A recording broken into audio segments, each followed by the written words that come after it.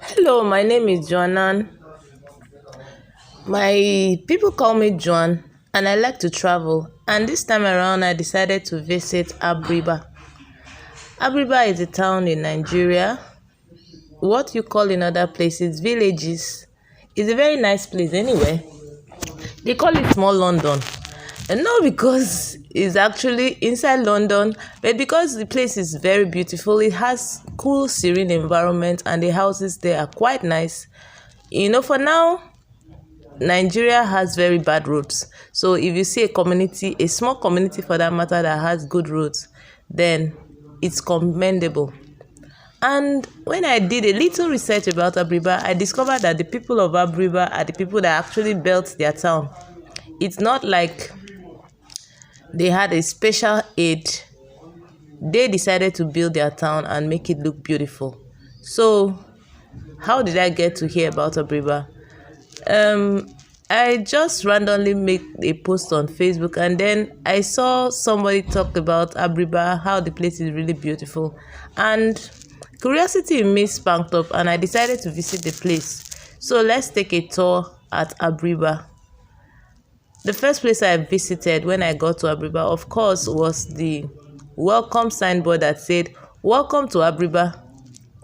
And then from there we had to look for a place to stop to get something to eat. We couldn't find immediately, so we had to look for a hotel to stay. Now the hotel is okay. Not very many guests were around present that particular day because they said it was just a few days to their festival, so I couldn't stay long. There was not much happening in the town. Everywhere was very quiet, more like a ghost town, very quiet that day. So we decided to move to the surrounding communities around there and then see what's up. For the surrounding community, the first community we visited was Ohafia. Ohafia is a town in the east, a branch out from Abia State, and we met this old man. The old man is over 100 years old, and he was explaining to us how the community came to be and the surrounding community around it. This is the shrine that is just by the Presbyterian Church. And we got an interpreter who was interpreting for us as the old man was telling us the story, alongside with the man on blue, who is our tour guide. Okay, so I want to find out what's this place? What do they do here? Here is Ohafia.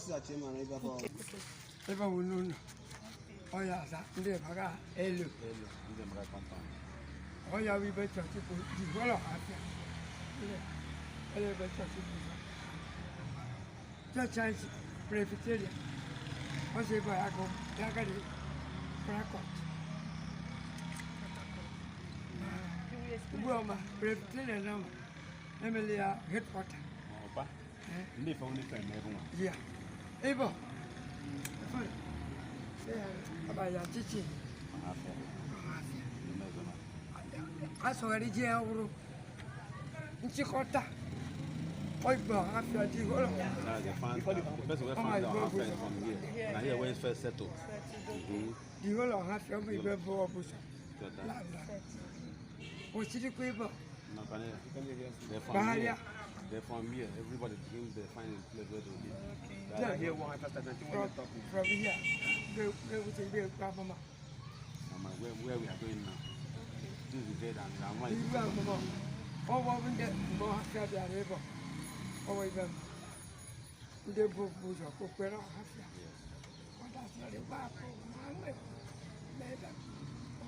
I can't. I hear where them from. Okay, the 26 Villages, all of them were they here. started from here. I did that 24 villages. But I know I look well. Yeah, better power villages. However, we can take them out of your mind. It's like I tell you. I remember a video also where one day you look at it. I could go with Zuku. I have to.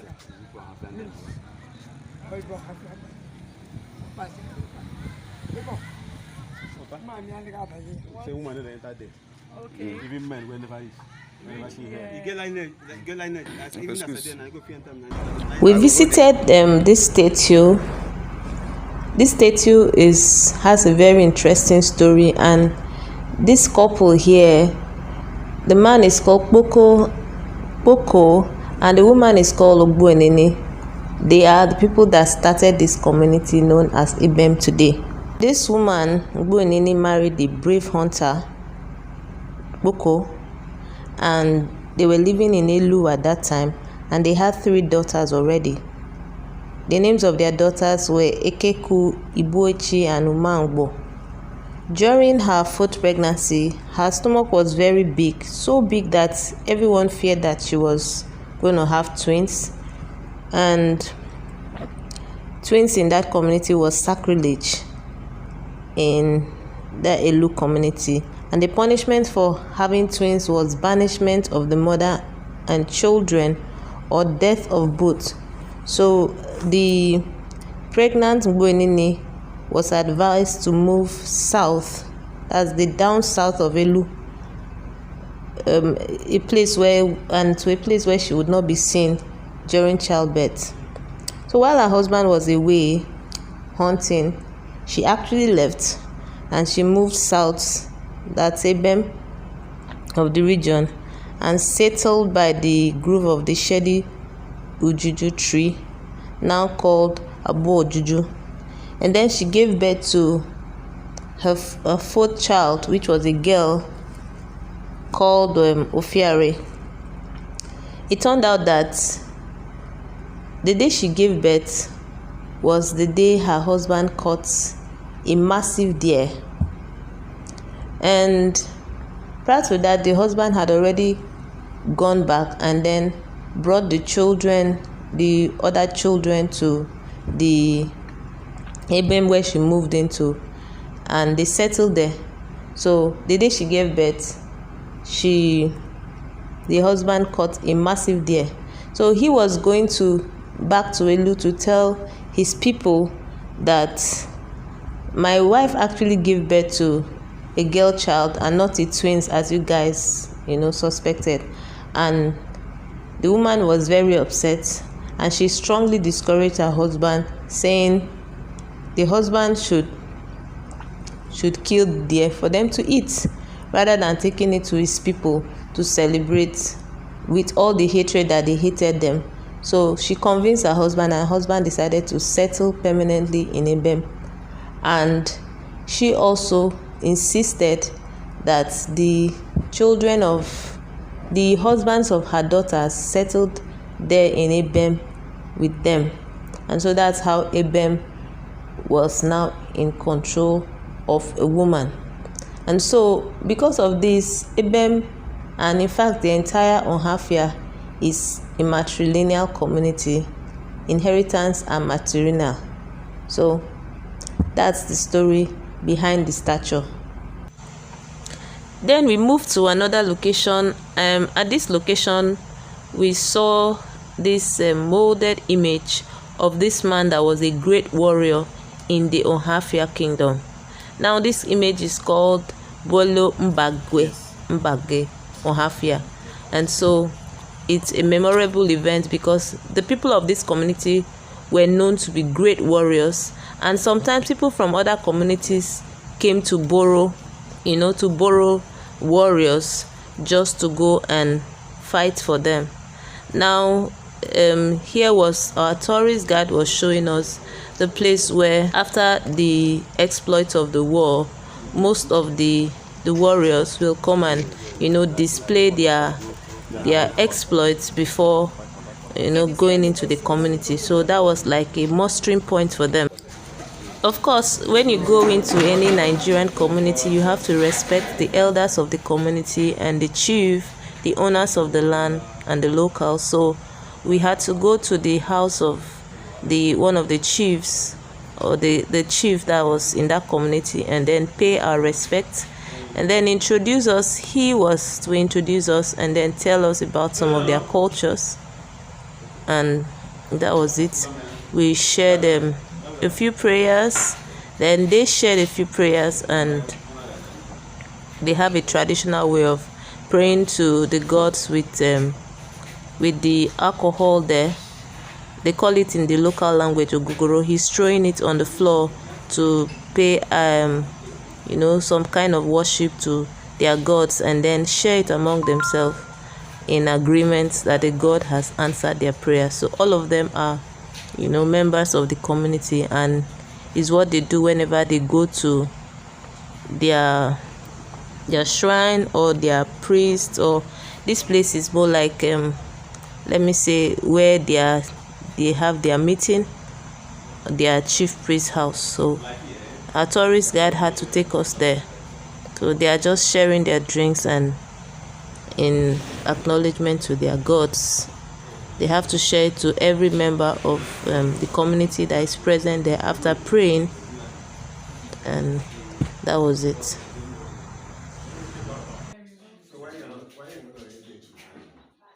You cannot talk. You cannot greet anybody. But drink as much as you want. So immediately after paying homage to the community chief, and we needed to go to Asaga. Asaga is a place of refuge. Then by there you just have the Asaga shrine. So we could just go from the Asaga place of refuge straight to the Asaga shrine. If somebody is pursuing you and the person is after your life, you just run to this place of mercy. Once you get inside this place, the person must cease to pursue you, because if the person pursues you inside the place, the pursuer is going to die. Yeah. Okay, so there's a lot of death penalty in this community. If you misbehave, you just die once. I didn't tell you. Forgiveness or asking for appeal. If you misbehave, you just die. So if you are pursuing somebody, when the person is running into here, don't pursue the person anymore. Stop and go back. Now, another thing is, we heard there's a particular image that was stolen from this place by some people. Because of how powerful the Images. the effect of the image was too much on them. They came on their own, Returned traveled it. seas, oceans, and came back with their 2 legs to return it back. So you can see how African gods are really powerful. Don't mess with us. Oh yeah. Don't mess with us. So as you are going, my friend had to change her clothes because she's Now she's we were wearing making black, preparations to and go into the community, shrine. the place we are Actually, going this does is not allow this wearing of was black. my first So you time, or have this to is my first change time to in life another of going uniform into that a is not shrine, black. a real shrine. I've never been to a shrine before, but this shrine, they had their rules. There is this little boy that was like, he was, should I say, a trainee. He's the one that is going to guide the chief priest. He's the one that is opening the door.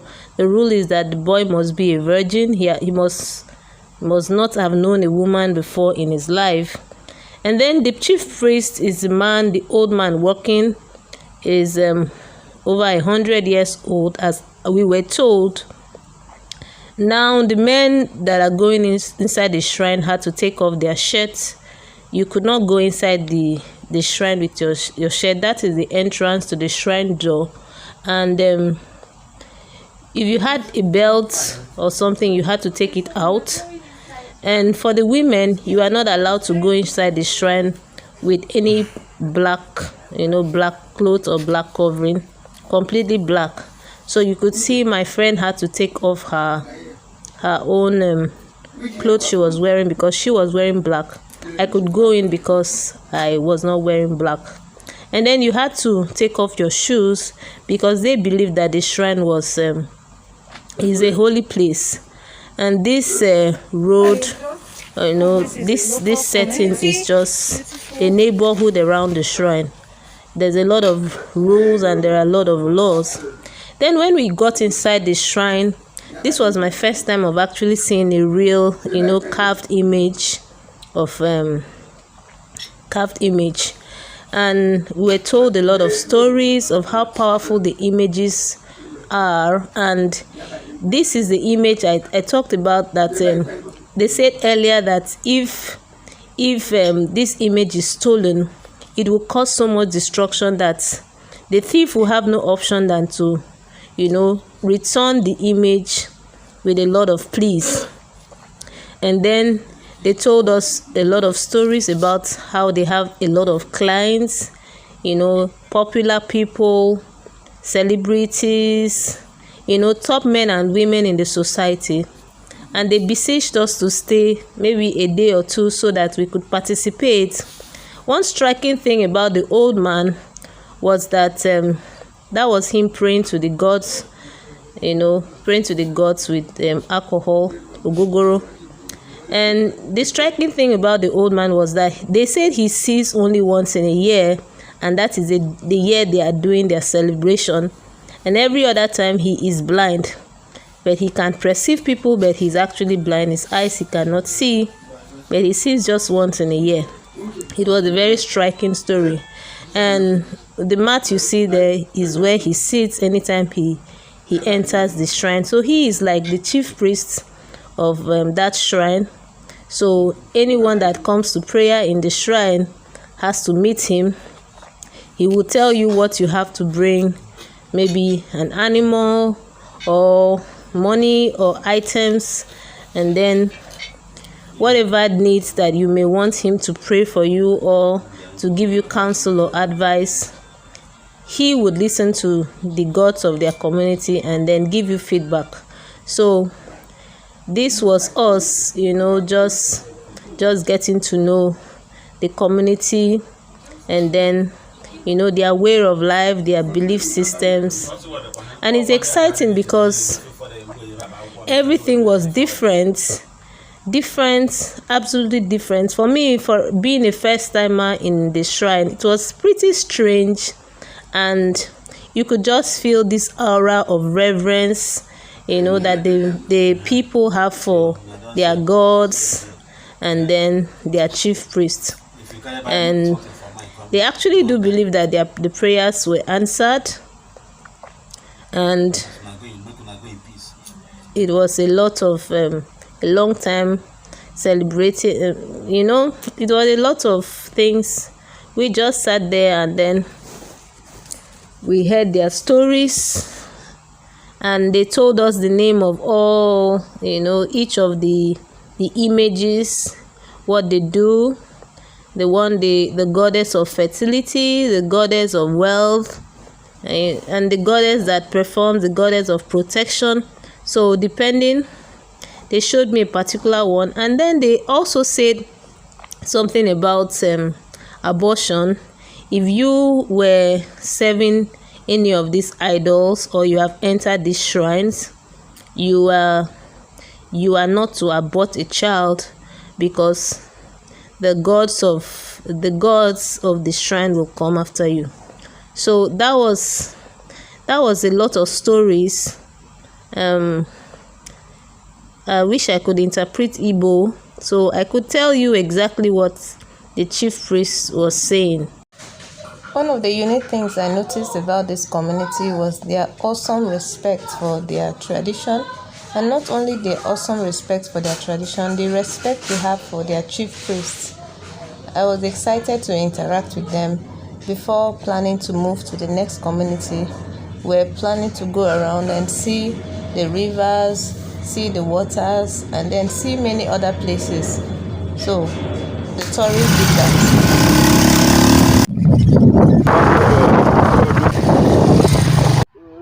Waterfall, as you can see, you can hear the sound of the water. It's back to back enjoyment. All thanks to that my sweetheart. Yeah. Hold your phone before it falls off. Yeah. Headed to the waterfall. Yeah. You're headed to the Utebo waterfall. Oh yeah.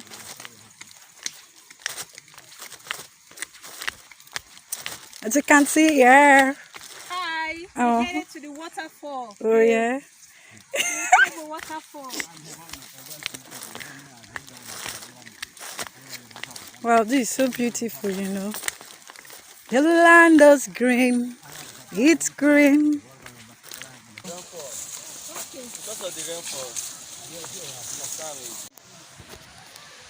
Okay, so hold your leg, hold this leg down. We can drop it here now. But now eating something there inside now. No, no, drop it.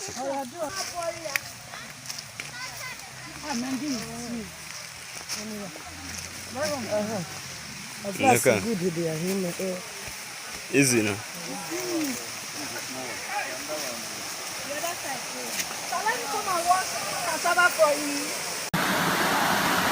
Yeah, I want to watch cassava with Papa. So that's Papa there is watching. Okay.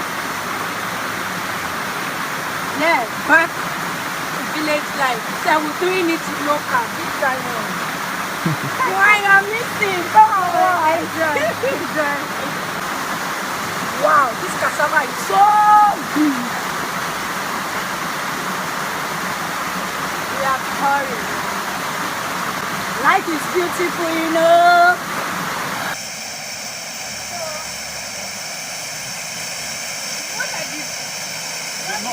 Not too deep. Rest there. Don't go there. Don't go too deep, oh. I cannot go there because... I have stayed here, hold it like this. As I'm doing it, just show us. Just hold it. Okay, so this is success. The inside is village. Community. Inside is waterfall. It's what? Utebu in Asaga Ohafia. Waterfall. Beautiful. Up thanks to this my sweeter. She's the bird. Vote for Juan 2023. President. So that's Papa there is watching. Yeah. So this is another one. From the same place.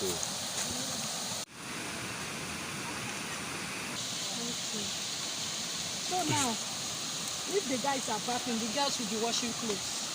Or can they can't wash clothes? They can work close here. Oh, here it's meant for men. That's how we do here. Okay, Precious. Success, come and take. Free of charge. See this beautiful waterfall. The other side was for ladies and this side is for men. So you come here and take your bath. You can hear the sound of the water. Oh, yeah. It's awesome. It's lovely. God is great. It's awesome. Everyone, hi. We are out here in nature enjoying the beautiful things of life. You can hear the waterfall from this place. This community is awesome. Just look around. Look how beautiful it is. Nature is so awesome. It's really awesome. This is and this is success. Success loves touring around nature just like me, and so we are happy. We are enjoying ourselves. This tour was totally worth it. It's beautiful. I'm totally going to take this tour next time. See this sweetheart. She's Yeah, beautiful. She's yeah. amazing. Run for president. I love you. Oh, this is Success for vice president. Success for vice president and join for president. 2020, see the waterfall. It's beautiful. Can you hear the sound? Let me show you the beautiful mountain view. Can you see? This is beautiful. Very beautiful. Mountain view.